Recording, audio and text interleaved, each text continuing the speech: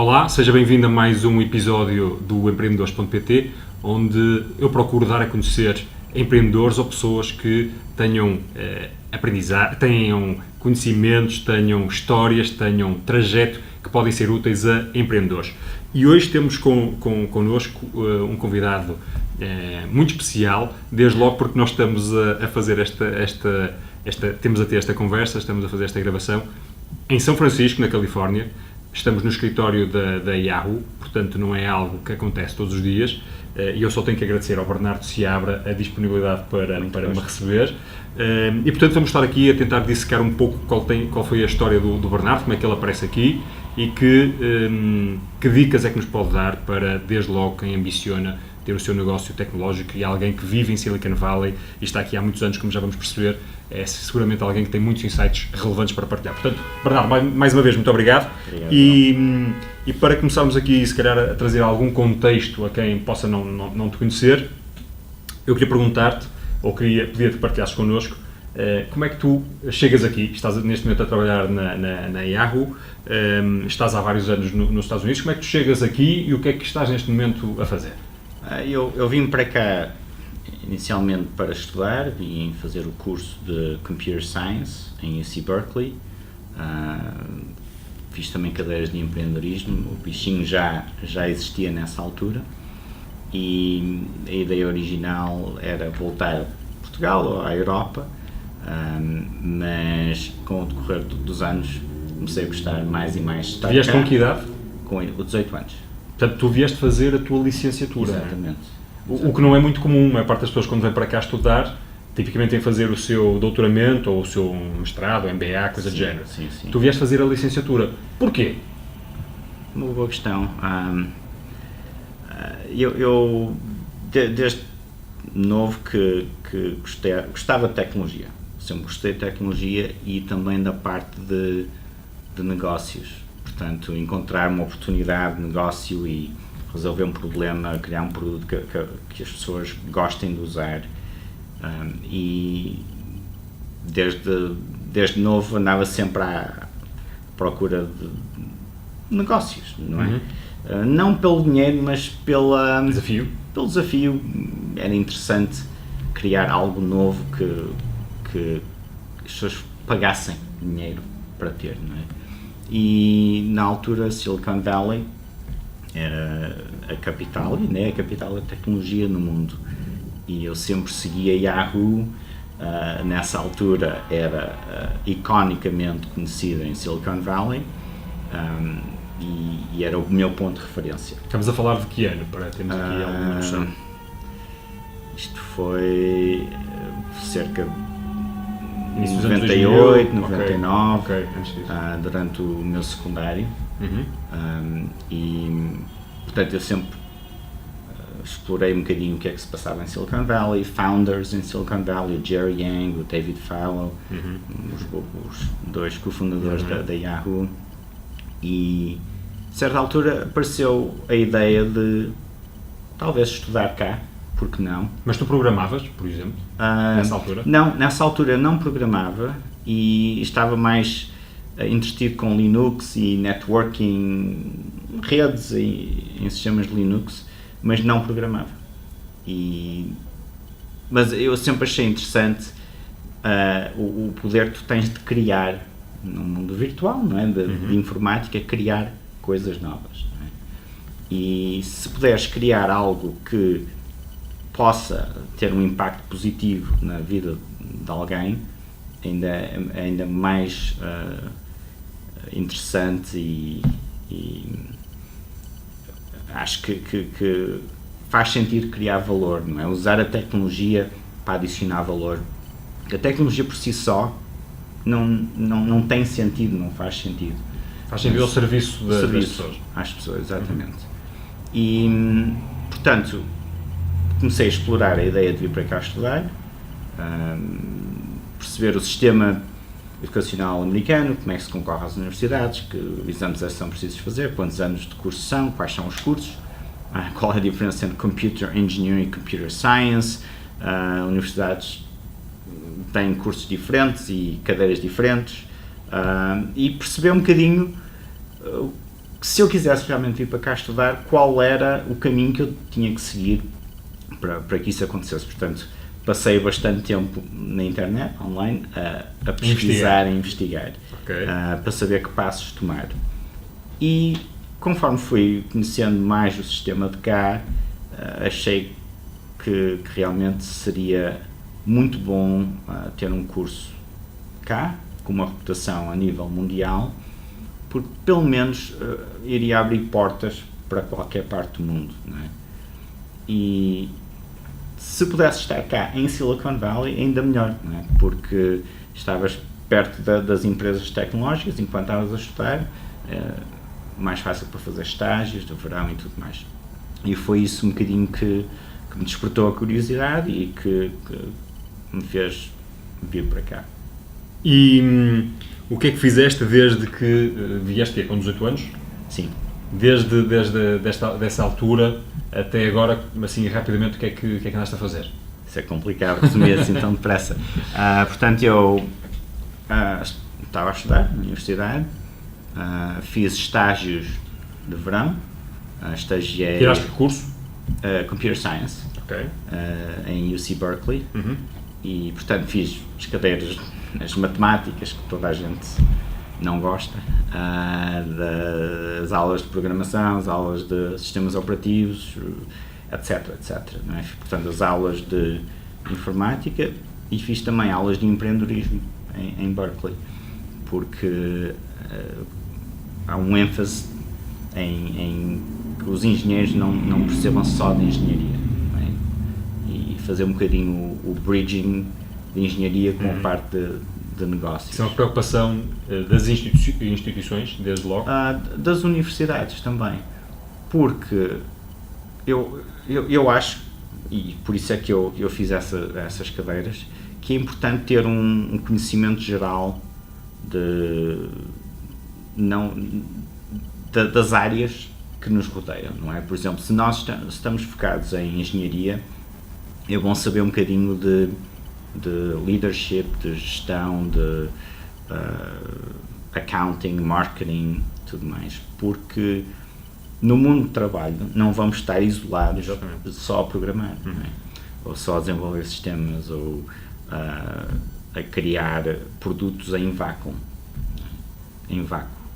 E, portanto, vamos ter que perceber um bocadinho o trabalho de todos aqueles que estão a participar no desenvolvimento de um produto novo. E nós, como engenheiros, conseguimos fazer esse trabalho melhor se conseguimos falar a mesma língua e conseguir comunicar o que precisamos e perceber o que é que o outro lado precisa, e para isso convém perceber um bocadinho destas áreas em torno do nossa core expertise. Portanto, isso conseguiste ir enfim, aprendendo durante a tua formação. Sim. E se deu-te acesso, mal acabaste o curso, foste fazer o quê? Eu mal acabei o curso, entrei numa startup de social games, portanto fazia os jogos do Facebook, não é? Como é costume, já foram mais conhecidos do que são hoje, mas entrei nessa startup que estava a crescer muito. A empresa cresceu de 60 pessoas para 600 pessoas num ano. Uau! Portanto, todas as segundas-feiras tínhamos uma orientação para funcionários novos com 20, 30 pessoas na sala. Uau. Portanto, um crescimento muito grande, e como tal, qualquer empresa que cresce a esse ritmo é naturalmente disfuncional. Imagino. E, portanto... Mas divertida. Divertida, sem dúvida. Portanto, aprendes um bocadinho a navegar em águas um bocadinho turbulentas, e aprendes muito. Não é? E às vezes por erros que cometes, aprendes, ou por ver outros a cometerem erros, e também com pessoas mais experientes a lidarem com as situações e a lidarem com elas. Mas isso é que é viver mesmo Silicon Valley, não é? Sim, sem dúvida. Esses crescimentos realmente exponenciais. Sim. Que é uma coisa que mesmo algumas empresas em Silicon Valley não passam por essa experiência, não é? E tu entraste a fazer o quê? Eu entrei como software engineer, estava a desenvolver full stack, portanto front-end, back-end de um dos jogos, com outros colegas também software engineers, e eu fiz isso durante cerca de 6 meses, e depois passei para a equipa de jogos móveis, mas focado na parte da infraestrutura, na parte do back-end, não propriamente as aplicações que correm nos jogos. Depois de estar na empresa 1 ano, comecei a liderar uma equipa de engenharia. A certa altura nós fomos comprados pela Walt Disney e passado pouco tempo começou a ficar uma empresa mais lenta, menos divertida e como tal comecei à procura da minha próxima aventura, e foi aí que entrei na Brightroll. Isto foi em início de 2011 e também uma empresa que estava a crescer. Uma empresa que fazia o quê? A Brightroll está na área de online video advertising, portanto o que nós fazemos é um exchange, mas em vez de haver trocas de ações e em vez de ser troca de ações é advertising, ou seja, sites com conteúdos online que queiram monetizar o conteúdo aderem à plataforma e todo o tráfego que vem desses sites vem para esse exchange e as agências de publicidade, as marcas e tudo que tem a ver com sistemas de correr publicidade online podem ligar-se a este exchange para fazerem um processo de leilão em que oferecem um X. É uma espécie de, não é bem de Google, não sei se tem a parte de motor de pesquisa, mas... Não tem motor de pesquisa. Certo, é basicamente ligar agências de publicidade com empresas que têm conteúdos onde mostrar essa publicidade. Okay. E fazer o matching dos critérios em termos de demográfico. Ok, portanto estavas aí na Brightroll. Sim. E entretanto? Brightroll, eu estive na Brightroll 4 anos, crescemos bastante também e entretanto fomos comprados pela Yahoo. Isto foi no início de 2015 e portanto toda a gente na empresa passou a fazer parte da Yahoo. Que é uma mega empresa. Sim, hoje, não é? Sim, e é onde eu estou hoje. Continuo com as mesmas responsabilidades que tinha na Brightroll, com um acréscimo de responsabilidade de outros produtos e de outras iniciativas na empresa em torno de Big Data. Muito bem, portanto passaram no meio destas coisas todas uma série de anos. Eu vou já perguntar-te o que é que tens aprendido ao longo deste tempo, ou como é que tu sintetizarias isso, mas eu queria perceber uma coisa, porque vou ouvindo muitas vezes pessoas que, enfim, falam dos seus momentos de estágio. É uma coisa relevante aqui nos Estados Unidos, esta questão dos estágios. Em que é que consiste e como é que isso funciona? Sim. Eu penso que em Portugal tem havido um bocadinho alteração a esse nível, porque aqui é muito comum haver estágios de verão, especialmente, e em Portugal não é tão comum, e eu acho que é pena, porque o que se passa é a pessoa aprende muita teoria na universidade, não é? E só vai pôr em prática quando acabar o curso, se não fizer estágios. Um estágio oferece uma oportunidade para a pessoa estar numa empresa e trabalhar num projeto real, aplicar os conhecimentos teóricos da universidade e trabalhar com outros engenheiros e product managers e engineering managers, etc. Pessoas fora da função de engenharia. E, portanto, isso oferece uma experiência quase como um preview de como é que vai ser o trabalho, a vida real, não é? Depois do curso. E há quem faça um estágio e que realmente conclua que aquilo que esteve a fazer não é o que querem fazer para o resto da vida. Mas como é que funciona o estágio? São pagos, não são pagos? Sim. São as universidades que tratam disto? É cada um que se desenrasca? Como é que isto funciona? Sim. A nível de engenharia especificamente, os estágios são pagos. As universidades têm eventos anualmente, chama-se Career Fairs, portanto oferecem a oportunidade de várias empresas virem ao campus da universidade e distribuir informação de posições, dos produtos que fazem, como é que é a cultura da empresa e tudo mais. E os estudantes vão a esses eventos e falam com as empresas, e muitas vezes tens lá engenheiros e product managers que estão a responder questões e partilhar um bocadinho a experiência deles na empresa. E é uma forma de as empresas terem estudantes que daqui a 1 ano ou 2 vão estar a acabar o curso e vão estar à procura de emprego, e um bocadinho testá-los, conhecer um bocadinho o calibre do estudante, e ao mesmo tempo os estudantes ganham experiência prática daquilo que estão a estudar e do que vão estar a fazer no futuro. Portanto, cria-se aí um win-win situation para ambas as partes, e claro que para um estudante que está a pagar propinas e despesas e tudo mais, um estágio pago ajuda sempre. Também vem dar jeito, não é? Exatamente. Olha, tu achas que, como é que compara a formação, nomeadamente em engenharia, a formação portuguesa que se pode ter tipicamente em Portugal com aquela que existe aqui nos Estados Unidos? Achas que é por aí que Portugal ou os portugueses, enfim, não têm tanto sucesso, ou nem por isso? O sistema é diferente.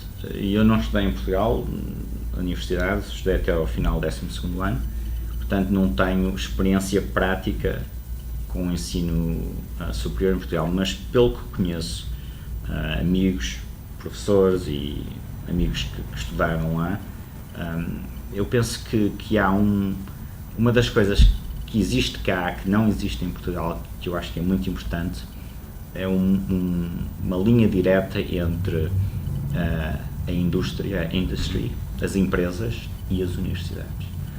Porque a universidade tem que estar a formar pessoas que estejam preparadas para os desafios da economia, não é? Da economia. Portanto, decidirem o que é que as pessoas aprendem na universidade, o currículo, em vácuo não faz muito sentido. Eu acho que em Portugal há um bocadinho essa tendência das universidades acharem que dominam o conhecimento e o que eles decidem é o que é preciso. Isso não faz muito sentido, na minha opinião. Tem que haver mais comunicação entre as empresas e as universidades para que haja um alinhamento do que é ensinado na universidade com o que é preciso no mercado.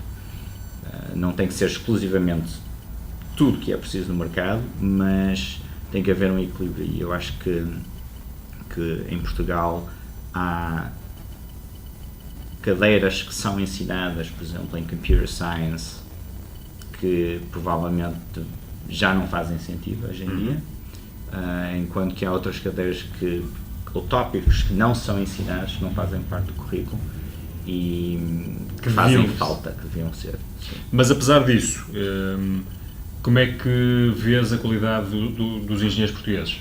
Porque há uma série deles aqui, enfim, em Silicon Valley, não é? Sim. Eu acho que os engenheiros são bons, em regra. Eu não acho que sejam piores do que em qualquer outra parte do mundo. Obviamente há uma distribuição, claro, como em todos os sítios.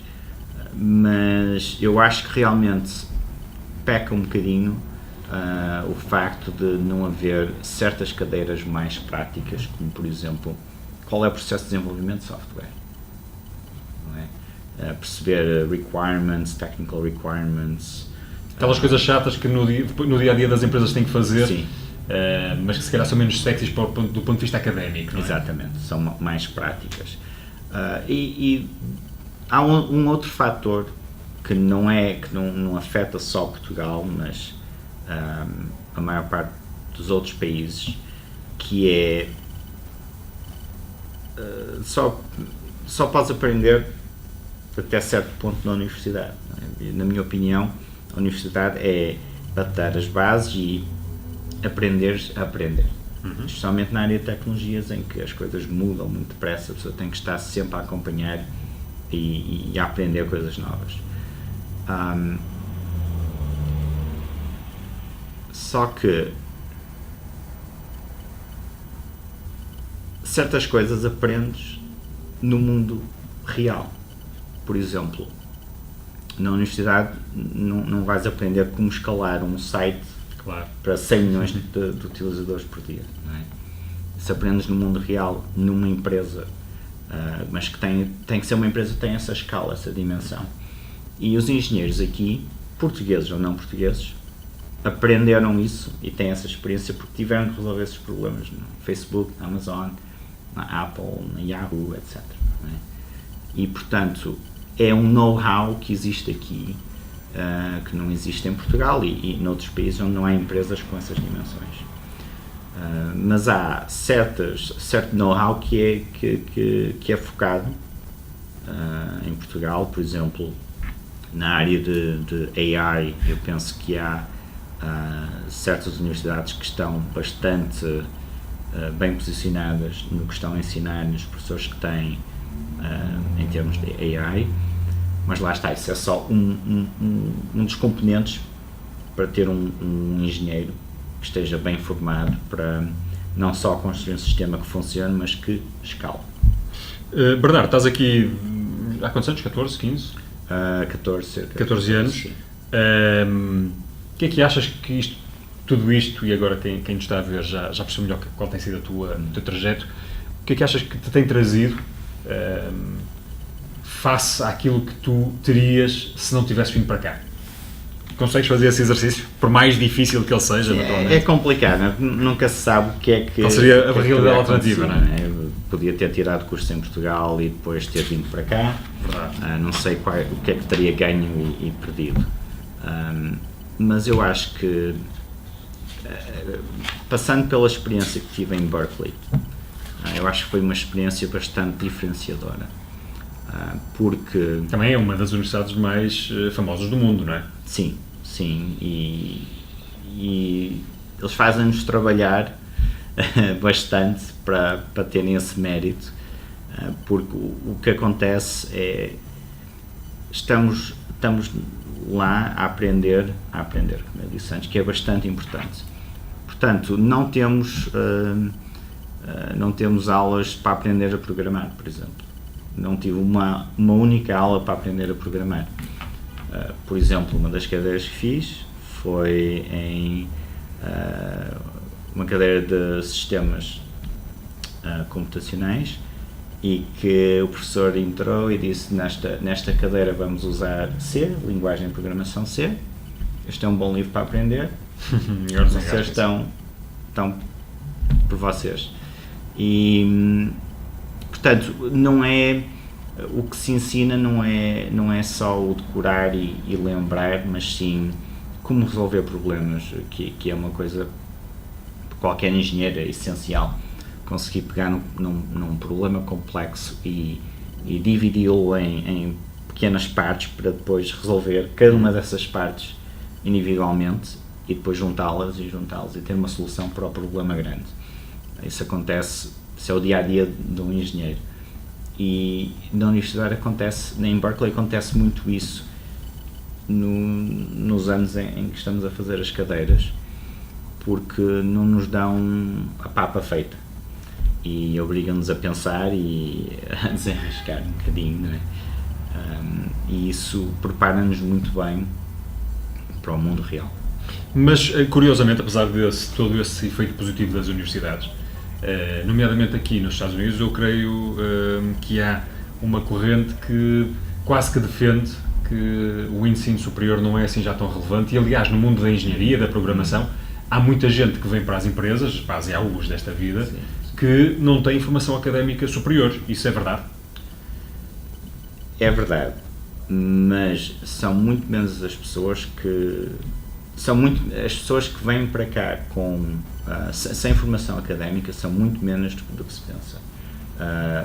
É verdade que nós vamos entrevistar um engenheiro e não temos que necessariamente saber que foi para certa universidade, que fez o curso ou licenciatura em informática, tem que passar a entrevista, claro, e responder às questões corretas. Mas ao mesmo tempo, consoante os anos de experiência, quanto mais anos de experiência a pessoa tiver, menos relevante é a universidade. Claro. Portanto, eu penso que a universidade ensina certas coisas que são importantes. Primeiro, para muita gente, ensina a ser independente. Especialmente se a pessoa vier para cá, do estrangeiro, sozinho, ainda mais, não é? Porque... Essa dimensão até mais pessoal do que académica, não é? Sim, sem dúvida. A pessoa tem que ser mais independente, procurar casa onde viver e procurar saber que cadeiras fazer e o horário e isto e aquilo. Portanto, a pessoa cresce um bocadinho como pessoa. Para além disso, eu penso que o aprender a aprender é importante e termos umas boas bases para construir em cima dessas bases. Eu penso que a universidade, se for uma boa universidade com um bom currículo, o que faz é um pouco é uma aceleração da aprendizagem para estarmos prontos para o mundo real. Se a pessoa não fizer um curso universitário, se tiver for bem organizado e focado e tudo mais, consegue provavelmente fazer o mesmo processo de aceleração por Mas si. exige muito Muito mais. Não há que ter ilusões. Sim, sem dúvida. Bernardo, muito bem. Eu queria agora perguntar-te um pouco o que é isto de Silicon Valley? Eu imagino que muita gente que nos vai ver tem alguma noção, mas o que é isto de Silicon Valley? Até porque, de facto, quando se anda por aqui pelas ruas de São Francisco é uma coisa curiosa, porque aqui é o escritório da Yahoo, em frente há ali a Eventbrite e a Slack, não é? Passei há bocado pelo headquarter do Twitter, Salesforce, etc. Anda-se aqui na rua e, de facto, está-se no meio daquelas empresas icónicas que se conhece aí no mundo todo. O que é isto Silicon Valley? O que é que representa? O que é que permitiu a esta região pequena ter este poder todo? Consegue-nos dar assim a tua perspectiva sobre isto? Vou tentar, porque é um conceito um bocadinho abstrato, não é? Na minha opinião, Silicon Valley é quase como um modo de vida, um mindset. E esse mindset tem a ver com criação de valor, ou seja, encontrar oportunidades que não estão a ser satisfeitas, não é? E criar algo para satisfazer essas oportunidades. E isso faz com que as pessoas que queiram estar nesses desafios, a participar nesses desafios, venham para cá. Resolver grandes problemas, é isso? Sim, exatamente. Na área digital. Há outras áreas com um foco diferente, por exemplo, em medtech, medical tech, ou life sciences, por exemplo, em San Diego, mas aqui continua a ser haver um grande foco em tecnologia. E, portanto, aqui há uma combinação de recursos, não é? Muito VC, há uma combinação de talento e uma combinação de talento, desde logo por essa capacidade de atrair talento, não é? Sim, talento atrai talento, claro. Não é? A velha história de A players hire A+ players, B players hire C players, and so on. Portanto, o talento atrai talento e acaba por ser uma bola de neve. E, portanto, isso começou um bocadinho com a indústria de defense, não é? Portanto, as Lockheed Martins e tudo mais trouxeram para cá engenheiros, trouxeram um bocadinho a semente do talento e daí começou a desenvolver e evoluir com empresas como a Intel e a HP e lá está, foram as sementes dessas empresas que começaram a lastrar e a continuar a trazer mais talento para cá. Portanto, é comum a pessoa que seja um bocadinho like-minded querer estar nesse meio e trabalhar com pessoas que são realmente fantásticas. Não é que não haja dessas pessoas noutros sítios, mas aqui a concentração é realmente muito alta. Sim. E achas que isto tem vindo a acelerar ainda mais nos últimos anos? Ou antevê-se o declínio de Silicon Valley? Tem vindo a acelerar, mas eu penso que a certa altura vai ter que haver uma desaceleração, não pode continuar a acelerar para sempre. E eu acho que, como há vários ecossistemas a desenvolverem-se por todo o mundo, em Portugal um deles, eu acho que vai haver um bocadinho uma dispersão destes. Eu penso que se calhar nem é dispersão, mas aqueles pockets de talento que existem em Portugal, em Espanha, na Alemanha e tudo mais, vão começar a dinamizar um bocadinho essas localizações. Mas o que eu continuo a ver hoje, não quer dizer que continue para sempre, é que esse talento acaba sempre por ou vir para cá ou estar muito ligado ao ecossistema de cá. E, portanto, não sei se a longo prazo vai ser bom ou mau para Silicon Valley, mas... Hoje ainda é um sítio a estar, não é? Sim, sem dúvida. E eu não sei o que é que tu achas, se isto faz sentido ou não, mas é verdade que se respira uma atmosfera diferente no dia-a-dia, ou que facilmente podes estar numa situação do dia-a-dia e estás com alguém que é do mundo da tecnologia ou coisa do género. Eu digo-te porquê. Porque esta é a minha pergunta. Porque eu próprio acabo de... Antes de ir para esta nossa conversa, apanhei um Uber, fiz um carpooling, um Uber Pool, e sentei-me atrás e, como vinha com a câmara e com o tripé, à boa maneira americana, a rapariga que já estava sentada lá no carro começou logo a meter conversa, eu expliquei-lhe o que é que vinha fazer. Bom, trocámos logo contactos, porque ela está numa startup na área do social media, mas ligado a uma área específica.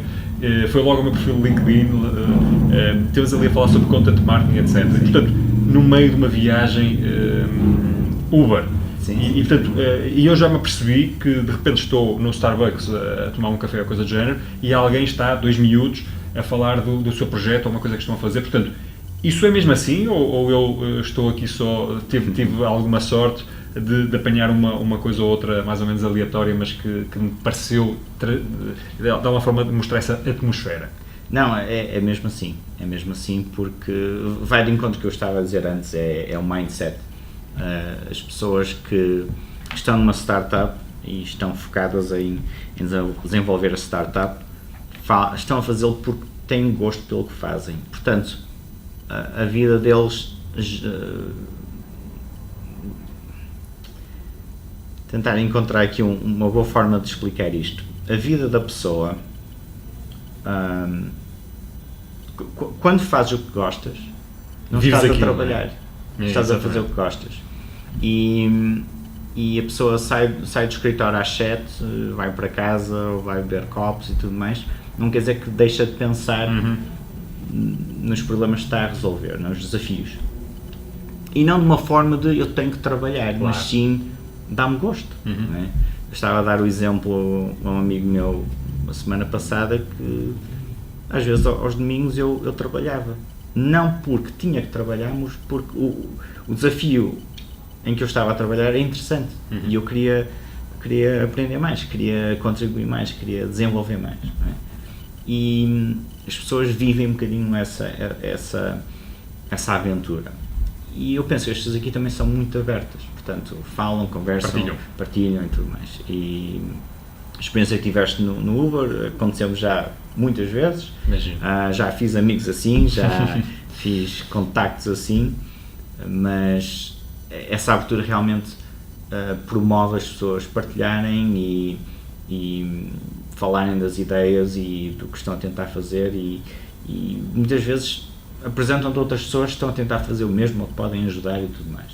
Isso também vive um bocado do espírito americano, apesar de haver aqui milhares e milhares de pessoas que não são americanas, mas talvez vivam um pouco a cultura americana, que é de um estado emocional muito mais disponível do que talvez aquilo que vejamos em Portugal. Isto é minha leitura, ou pelo menos minha hipótese, que é o americano tem duas coisas que diferencia do português, e estas generalizações são sempre muito perigosas, como é evidente, que é, por um lado, tem uma facilidade de começar conversas e contactos muito superior, portanto, sem problema, e depois está mais bem disposto. por norma, ou mente muito bem, ou está com um espírito mais disponível, tipicamente. Eu não sei se é um certo hype emocional ou não, mas aquilo que tem-me feito pensar, eu vejo o americano tipicamente com muito mais disponibilidade, com mais joy, mais alegria que o português. Se é verdade, ou é um traço cultural, ou nem por isso? E se isso tem algum efeito positivo? Mantendo as generalizações, com certeza.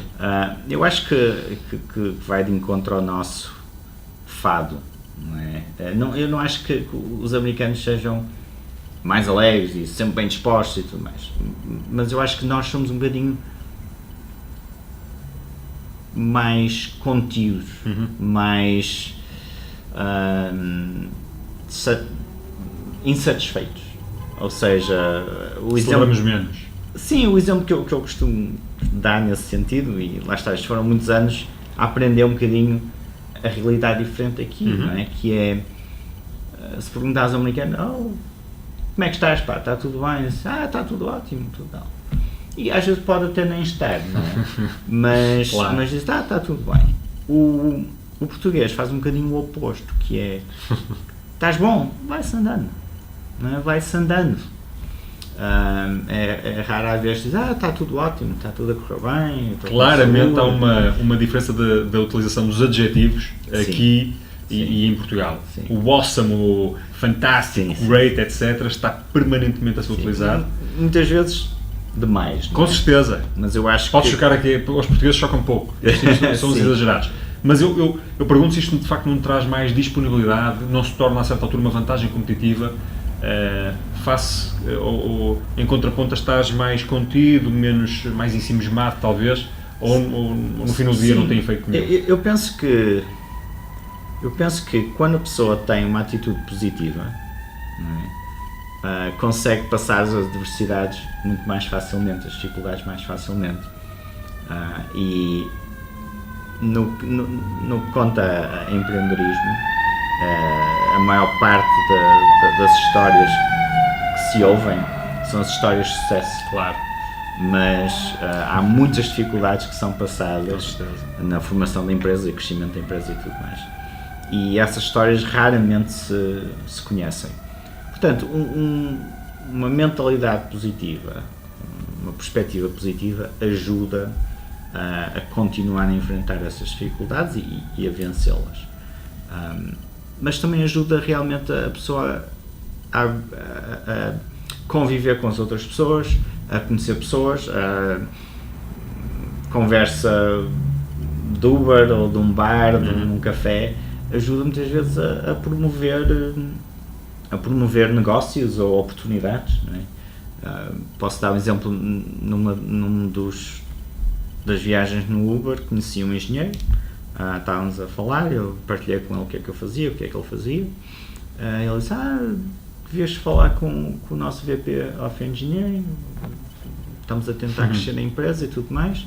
Ele fez uma email introduction, eu respondi, encontrei-me com o VP of Engineering, conversámos e tudo mais, desenvolveu-se um bocadinho uma amizade e agora sou mentor dessa pessoa, não é? Como VP of Engineering e acabou assim por ser do nada, não é? Aconteceu de forma muito simples. Sim, exatamente. Excelente. Bernardo, eu agora mudava um bocadinho porque queria aproveitar o teu conhecimento sobre tecnologia para perceber o que é que tu achas, assim mais ou menos em 2 ou 3 penadas, se isso é possível, sobre algumas tendências aí que se vão observando e portanto o que é que tu vês sobre essas tendências, quais são os impactos que tu achas que isto pode trazer para que todos nos possamos de alguma maneira preparar melhor para isto. Uma das áreas de eleição, tanto quanto sei, das tuas áreas de eleição, que é o Big Data, não é? Mas também a MedTech, a saúde, como é que a tecnologia pode influenciar ou está a influenciar a saúde, o que é que tu achas disso? A mobilidade dos cidadãos, não é? Desde os driverless cars às Ubers desta vida, etc. A inteligência artificial e o que é que tu achas também das cryptocurrencies? Okay, qual é muita coisa, qual é que quiseres. Vamos para as cryptocurrencies, por Cryptocurrencies.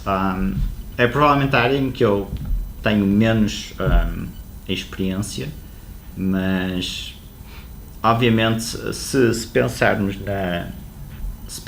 na tecnologia da blockchain, certo? Portanto, cryptocurrencies é uma aplicação da blockchain.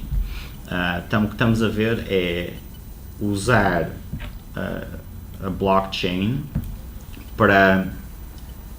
Que é um tipo de tecnologia digital, não é? Exatamente. Que é para fazer um bocadinho de disrupting dos sistemas bancários, não é? Bitcoin ou não, mas a ideia é a centralização da informação numa entidade que controla toda essa informação, em que os indivíduos não têm poder, qualquer tipo de controle da sua própria informação que reside na infraestrutura de uma empresa, é um dos candidatos muito apelativos e grandes para fazer um bocadinho o disrupt dessa centralização de poder. Que é o que temos hoje, a centralização, não é? Sem dúvida. Por exemplo, bancos centrais, etc. Sim, mas por exemplo um caso muito simples e prático foi o sistema da Equifax aqui nos Estados Unidos. Portanto, há um sistema de credit score nos Estados Unidos em que cada pessoa tem um número, tipo um número fiscal, e as empresas que têm clientes que não pagam ou que pagam tarde e tudo mais, podem reportar essas agências. Alimentam essa base de dados. Exatamente. E uma dessas bases de dados foi infiltrada e roubaram essa informação. Que é informação super sensível, não é? Sensível, sem dúvida. Portanto, uma das aplicações blockchain seria nessa área. Agora, estamos a falar de áreas muito sensíveis porque envolve sistemas financeiros. E os Estados vão reagir, não é? A China, por exemplo, já reagiu, bloqueou desenvolvimento e aplicação de blockchain na China, porque com descentralização também há muito menos poder de legalizar e controlar. Não é? Portanto, eu acho que é preciso um equilíbrio aí grande, porque vimos o que é que aconteceu com Silk Road e tudo mais. Não é? Portanto, em termos de blockchain, eu acho que tem potencial, vai ter várias aplicações, mas ao mesmo tempo também estou a ver várias startups que usam blockchain para se diferenciarem. Nós somos como aquela empresa XYZ, mas em blockchain, para terem um fator de diferenciação e conseguirem angariar investimento e tudo mais. Mas eu penso que a longo prazo o blockchain vai evoluir, vai haver menos receio em relação ao blockchain, mas acho que vai ser difícil ter um sistema completamente distribuído e não regulamentado. Muito bem, ficam aqui, pelo menos para estarmos atentos às cryptocurrencies, não é? Muito bem, saúde. Como é que a tecnologia já está a influenciar imenso a saúde, mas como é que achas que pode influenciar ainda mais? Ou o que é que se pode esperar nos próximos tempos? Eu penso que o grande desafio na área de saúde é a legislação. E compreende-se, não é? Porque estamos a falar de vidas, não é? E, portanto, convém ter certo nível de regulamentação para que ninguém se magoe desde um device novo ou uma medicação e tudo mais. Mas, por exemplo, uma das empresas, das startups onde eu sou advisor, é na área de investigação de curas para cancro, com a aplicação de Big Data e AI, Machine Learning. Portanto, eu acho que a parte da tecnologia não é até a parte mais complicada, é realmente a parte de regulamentação e de conseguir realmente testar e desenvolver tecnologia de forma segura, mas com menos burocracia. E vem acha que a grande disrupção pode vir precisamente da Big Data? E queres explicar? Não só. Queres explicar depois também já o que é isso da Big Data? Sim. Por exemplo, em termos de investigação de cura para o cancro, o que acontece muitas vezes é ter cientistas que estão a fazer testes em análises, em samples de sangue ou tecido, e têm que fazer trabalho muito manual de filtrar os dados, de fazer normalizações, etc. E aí, quando estamos a falar de milhares de data points, com um sistema automatizado, podemos remover esse trabalho monótono, pouco interessante para um cientista, e trazer os resultados os padrões realmente são importantes para serem analisados. Mas se pegarmos nisso e puxarmos ao outro extremo, em que não tens 10 mil data points, tens 1 milhão, e poderes fazer a comparação desses 1 milhão de data points com 1 milhão de pessoas que tens na base de dados, podes começar a encontrar padrões mais genéricos que não consegues encontrar quando trabalhas com um paciente, que é o que acontece muitas vezes em investigação. Estás a trabalhar com um paciente ou 10 pacientes e estás a olhar só uma pequena parte dos dados que estão disponíveis. E Big Data consegue ajudar aí para realmente reduzir o noise, não é, dos dados e conseguir fazer emergir aquilo que realmente é. Achas que vamos caminhar para uma saúde muito mais data-driven do que aquilo que temos hoje? Sim, sem dúvida. Mas vai demorar. Não só por regulamentação, mas também porque é uma indústria com sistemas muito antigos e processos muito lentos e tudo mais. Portanto, há um componente humano de mindset também que tem que ser alterado. Muito bem. Mobilidade e inteligência artificial. Relacionados, não é? Porque o futuro de mobilidade tem a ver com self-driving, é óbvio. Self-driving não só em carros, mas também expandir para outros modos de transporte. Porque ter alguém a conduzir. Achas que é uma inevitabilidade? Mais ou menos deixa de haver condutores? Sim, sem dúvida. Porque o que tem estado a realmente... O porquê, a questão é, porquê agora? Não é? Porquê é que não foi desenvolvido há 5 anos ou há 10 anos? E o que se está a ver é o volume de dados que está disponível tem aumentado, porque há mais sensores, há mais dados a serem recolhidos, o poder de processamento tem continuado a evoluir, porque estamos a falar de muitos dados que têm que ser processados muito rapidamente, imediatamente, com poder de decisão de microsegundos, e portanto o culminar desses dois desenvolvimentos tem tornado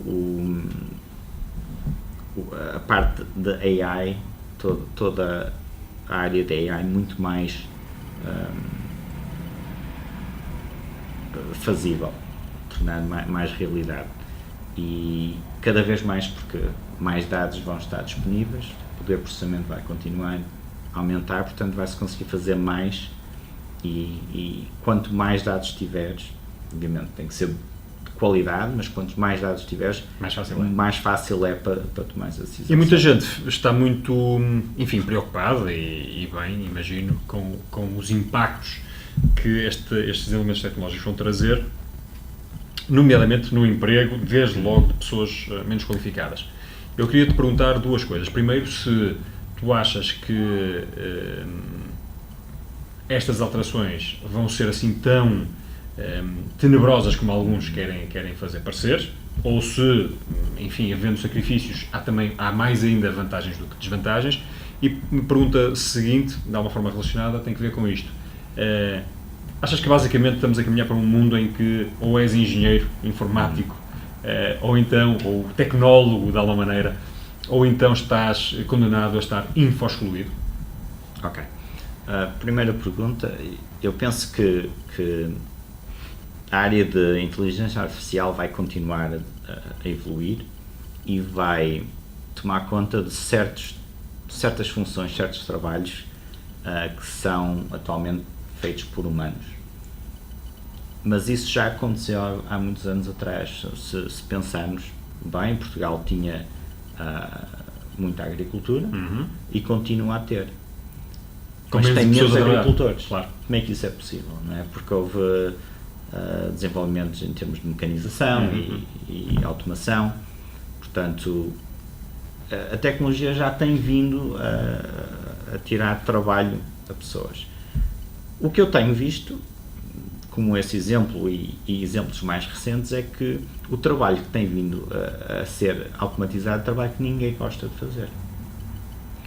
A questão agora é, será que esta evolução vai ser suficientemente lenta em que a comunidade, as pessoas vão adaptando e vão aprendendo coisas novas, não vão para áreas em que a automação está a tomar conta, ou não? Eu penso que este desenvolvimento está a ser muito mais rápido do que aquilo que a sociedade se consegue adaptar. Exatamente. Até porque, se a mecanização agrícola, etc., basicamente veio tirando, enfim, empregos menos qualificados, hoje, aquilo que alguns postulam é que, por exemplo, uma parte importante do trabalho médico ou de um advogado vai ser substituído por algoritmos. Não significa que o médico vá ser ele próprio substituído, mas uma parte importante do seu trabalho vai ser dispensado.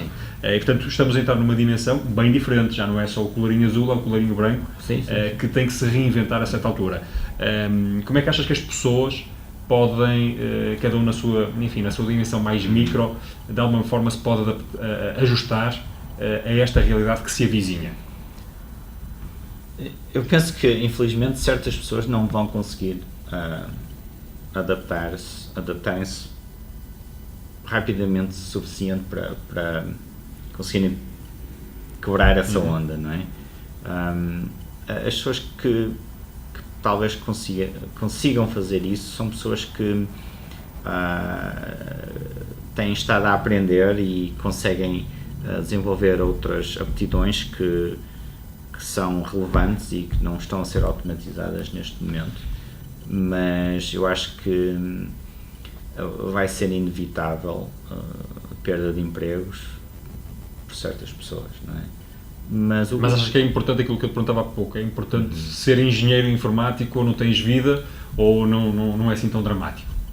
Eu penso que não seja assim tão dramático, porque eu acho que também parte da engenharia também está a ser simplificada com processos de automação. E, portanto, parte da engenharia também vai ser afetada, mais ou menos. É irrelevante, porque eu acho que, como engenheiro, o que está a ser simplificado são coisas que eu não gosto de fazer, de qualquer forma. Portanto, o que vai estar por fazer são os problemas mais interessantes, as coisas mais interessantes têm que ser feitas. E lá está, isto tem acontecido com a informatização, não é? Consegue-se fazer mais com menos pessoas. Portanto, cada pessoa vai poder contribuir mais, fazer mais, e através de automatização de tarefas que não são relevantes ou interessantes. Bernardo, muito obrigado por este mergulho na tecnologia e nas tendências que por aí estão que já fazem parte dos nossos dias. Eu agora queria mudar um pouco, ir para, o ecossistema português, o empreendedorismo em Portugal, para bebermos um bocadinho da tua experiência. Portanto, com esta curva aqui à esquerda, Portugal parece um pouco que está na moda, não só do ponto de vista turístico. Curiosamente, tenho estado com uma série de pessoas por aqui que, de forma aleatória, tenho-me cruzado com pessoas que estão a ir a Lisboa, conhecem o Porto, ou vão para o Algarve fazer surf, etc. Uma coisa, e tenho falado com vários portugueses por aqui que reportam o mesmo, não sei se tens essa percepção ou não. Também. Está na moda. Mas, ok, turismo é uma coisa, mas aparentemente também há alguma moda na área do empreendedorismo, em concreto do empreendedorismo tecnológico, até com eventos internacionais como o Web Summit, etc. Duas coisas: se achas que Portugal está na moda e porquê, e se tem boas razões para estar na moda, e se estes grandes eventos como o Web Summit, por exemplo, têm algum efeito positivo ou não. Eu concordo que Portugal está na moda, e há 3 ou 4 anos atrás, quando eu falava com pessoas aqui, dizia que era português, ouvi dizer boas coisas, Portugal, tenho que ir visitar, e cada vez mais, nos últimos anos, pessoas dizem, eu vou a Portugal, ou estive em Portugal, e gostaram, toda a gente que vai a Portugal gosta. E eu acho que está na moda e que se deve muito aos artigos que têm saído muito no New York Times e revistas de viagens e tudo mais, que têm trazido um bocadinho focos a Portugal, Lisboa e Porto, especialmente. Eu não sei exatamente o porquê destas publicações estarem a dar muito relevo a essas cidades e ao país, mas fico contente por saber que estão.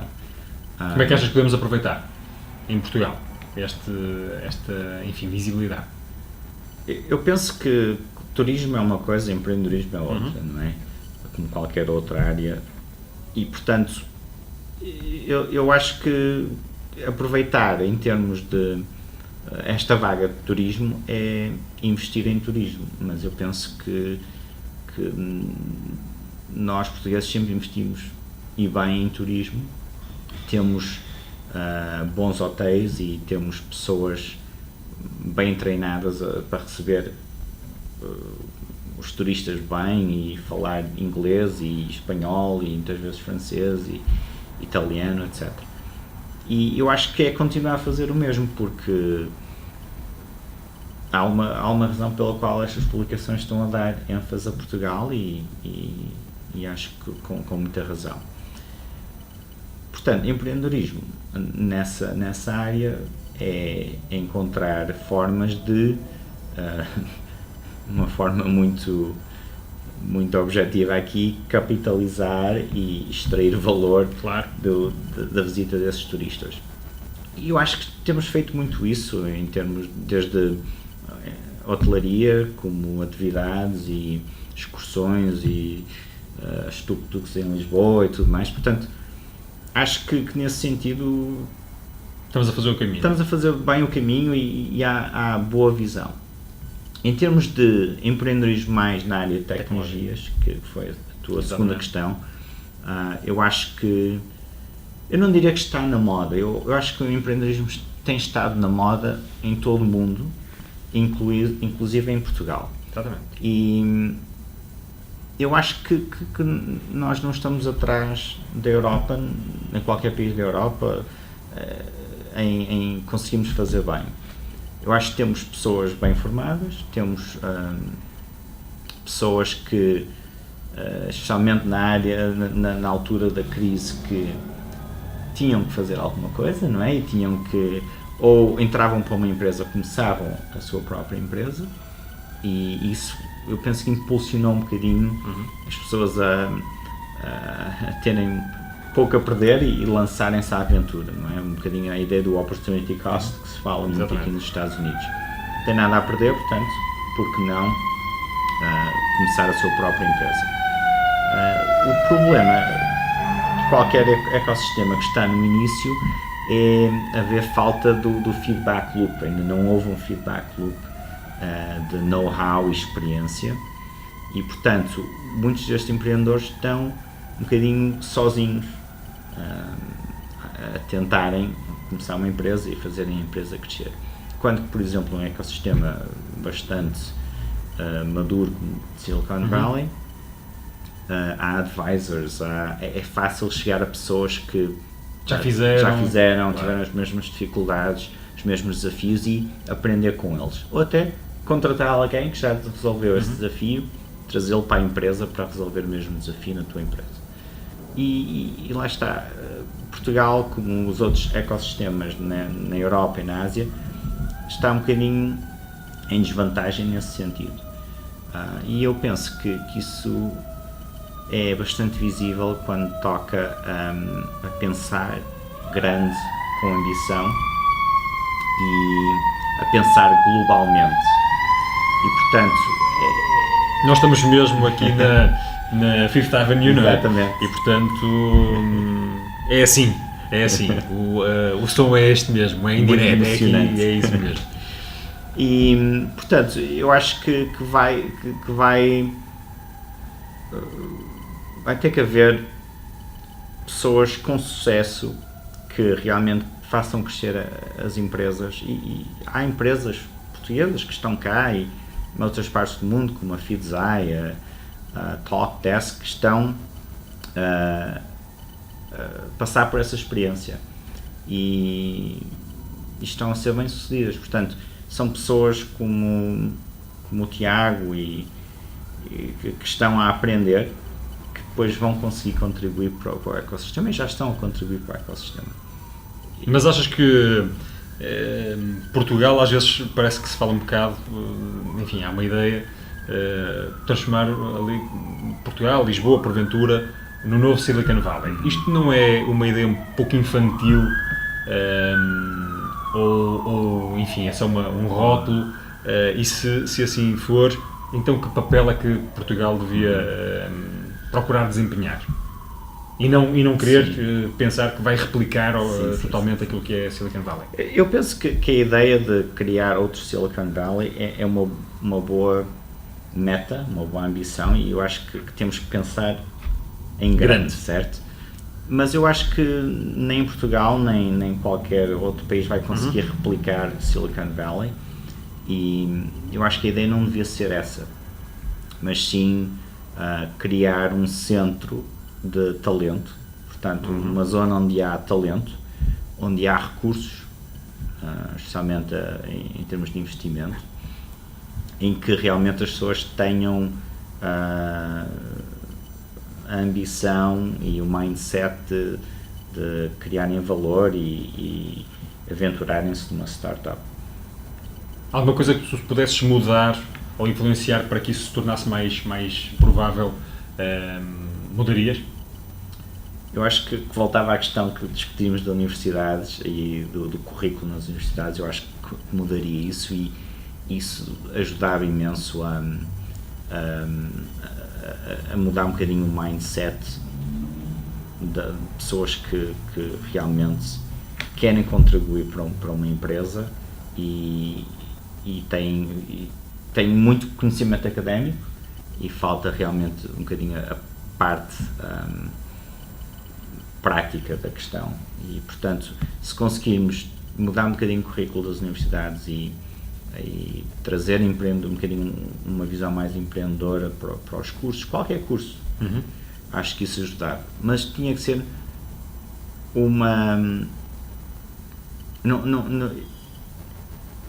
eu vou dar o exemplo de uma universidade em Portugal que dava aulas de empreendedorismo. Mas estava a falar com um amigo meu e ele disse, por exemplo, em Berkeley tem um centro de empreendedorismo, temos pessoas que nos vêm dar aulas, e ele disse, nós na universidade também temos isso. E eu fiquei curioso para saber o que é que eles estavam a fazer, e eu perguntei, mas quem é que dá as aulas, como é que funciona? É uma professora que fez mestrado e doutoramento e dá aulas de empreendedorismo. E eu perguntei, mas essa pessoa já criou a sua empresa? Começou a sua empresa? Não. Essa pessoa já trabalhou numa startup? Não. Já trabalhou numa empresa? Não. Portanto, é uma pessoa académica. E eu acho que faz sentido ter uma componente académica de empreendedorismo, mas tem que haver uma componente mais prática. E, por exemplo, muitas universidades... Tem que ter as mãos na massa, não é? Sim, e as universidades fazem isso aqui. Muitas das aulas de empreendedorismo são no final da tarde, em que são founders que vêm dar uma aula com focos em brainstorming ou focos em go-to-market, etc. Não é? Eu acho que isso ajudava, mas volta à questão de ter pessoas que tenham essa experiência, que possam fazer isso. Acho que é uma boa sugestão, certamente alguém se poderá sentir inspirado por essa sugestão. E agora, pensando nos portugueses que ambicionam de alguma maneira trabalhar aqui ou lançar as suas empresas aqui, que conselhos é que tu darias? Como é que é possível alguém, esquecendo agora até ser criador da sua empresa, se alguém quiser trabalhar nos Estados Unidos, como é que é o processo? Consegue-nos dar algumas perspectivas, algumas ideias? O processo é um bocadinho complicado, e desde que o Trump ficou presidente, mais difícil, foi presidente, ainda é mais difícil, eles complicaram um bocadinho esse processo. mas o processo passa por uma empresa aqui querer contratar alguém e, portanto, vai ter que fazer uma candidatura para essa pessoa ter um visto de trabalho cá nos Estados Unidos. Essas candidaturas são no início de março ou abril de cada ano, portanto, abrem só uma vez por ano, e nessa altura, ultimamente, há 3 vezes mais candidaturas do que a cota de lugares. Portanto, há muita concorrência para esses tipos de vistos. E depois, se realmente conseguires o visto, geralmente 3 ou 4 meses depois decidem quem é que recebe o visto, só começas a trabalhar em outubro. Portanto, ficas um bocadinho condicionado a esta timeline de eventos. E uma empresa que precisa contratar alguém, muitas vezes não consegue esperar esse tempo claro, todo e com a incógnita de vai conseguir o visto para a pessoa ou não, como há muitas candidaturas, e muitas vezes preferem até nem contratar fora por causa disso. Portanto, o processo é um bocadinho complicado pela burocracia. Mas é esse o processo, não é? Sim. E lançar uma empresa aqui, ou como, nomeadamente os casos que ainda há bocado referiste, empresas portuguesas, porventura, que a certa altura querem expandir ou querem vir aqui ter um centro em Silicon Valley ou em São Francisco, qual é o processo? É diferente deste, que acabas de descrever, ou é mais ou menos o mesmo? Não, é diferente. O processo varia porque há empresas que vêm para cá porque precisam de contratar talento cá, muito especializado. Há empresas que vêm para cá porque precisam de ter a sede cá e a administração cá porque é imposto pelos VCs que investiram na empresa. Claro. Depende do objetivo que os levou a virem para cá. Mas não é difícil. Até porque muitas vezes essas pessoas não têm que ter vistos de trabalho cá, ou têm. Os fundadores têm que ter. Portanto, estabelecem uma entidade aqui e têm um visto de trabalho através dessa empresa. Da sua própria empresa. Da sua própria empresa. Portanto, muitas vezes não é o mesmo visto que tens para estar a trabalhar cá numa empresa americana. Porque és founder, és executivo. Ok. Portanto, é um processo e as pessoas têm que investigar onde? Se as pessoas quiserem saber, tens ideia onde? Por acaso eu não sei, não faço ideia. Não há nada que o Google não explique, Sim, não é? Exatamente. Que conselhos é que tu dás a um português que queira fazer este trajeto? Vir aqui desenvolver a sua empresa ou tentar fazê-la crescer de outra maneira? Que conselhos é que dás? Primeiro, saber se realmente vir para cá é o que faz mais sentido como próximos passos na empresa. O vir para cá não assegura a empresa ser bem sucedida. Se realmente achar que vir para cá é o próximo passo e passo certo para a empresa, depende do que é vir para cá fazer. Há empresas que vêm para cá e estabelecem uma equipa de vendas, há empresas que vêm para cá e estabelecem equipas de gestão de produto que têm de trabalhar com clientes cá. Portanto, depende. Eu acho que se tivesse que dar um conselho generalizado para qualquer pessoa que venha para cá, é que passe tempo suficiente cá para absorver o que é que acontece antes cá. De tomar a decisão.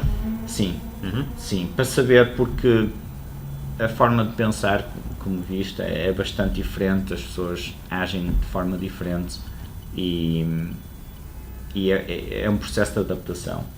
E eu acho que se vier para cá e conseguir imergir-se nesse ambiente, vai conseguir saber um bocadinho melhor como posicionar a empresa cá e quem trazer para cá, e na altura em que abrir o escritório cá, vai conseguir conhecer um bocadinho melhor a realidade para alinhar os objetivos da empresa.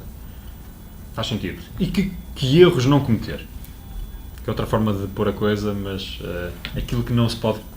erros a não cometer aqui neste contexto. Eu penso que o erro a não cometer é pensar que vir para cá vai ser a solução e vai resolver os problemas todos.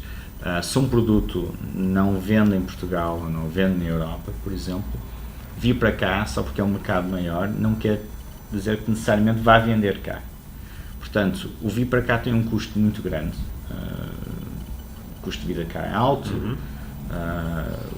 o espaço de escritório é caro e tudo mais. Portanto, tem que ser uma decisão tomada a pensar em crescimento e não a pensar como conseguir começar a vender e ter tração. Há certas exceções para isso, em que certos casos só aqui é que aquele produto pode ser vendido, mas eu penso que alguns empreendedores com quem eu falei em Portugal acham que vir para cá vai resolver miraculosamente muitos problemas. Sim. Muito bem. Olha, e tu? Não és founder, mas passa pelos teus planos de teres lançado o teu próprio negócio, sim ou não? O que é que podemos esperar de ti nesse capítulo? Eu não vou prometer nada aqui, mas eu gosto de startups. Empresas grandes são interessantes, mas não é muito a minha área de foco. Eu gosto de empresas que estejam a crescer rapidamente, em que haja muitos problemas para serem resolvidos, um bocadinho disfuncional, de certa forma.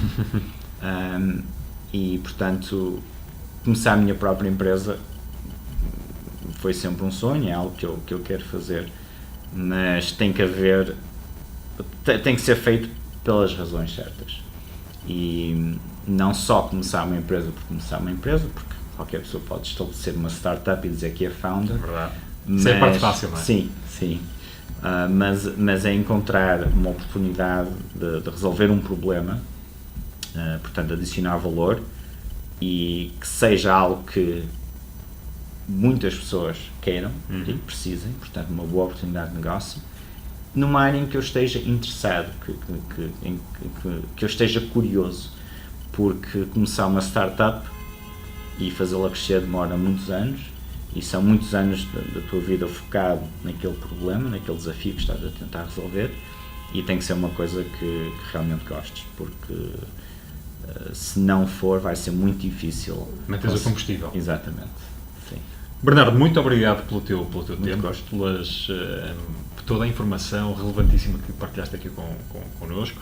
Para mim foi um prazer e uma satisfação grande poder estar aqui a aprender contigo e de alguma forma a transmitir esta aprendizagem a quem vai ter a simpatia de nos estar a ver, e portanto mais uma vez muito obrigado. Obrigado. E neste programa especial aqui de um andar na Quinta Avenida em São Francisco, despeço-me marcando o encontro para uma próxima conversa com um outro empreendedor ou alguém que nos tem muito a ensinar sobre empreendedorismo, seguramente. Até lá!